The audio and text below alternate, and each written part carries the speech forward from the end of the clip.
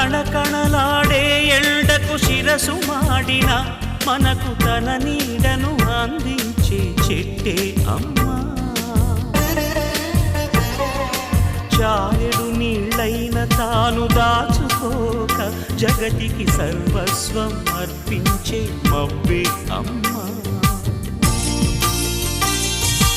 ఆ అమ్మలనే మించిన మా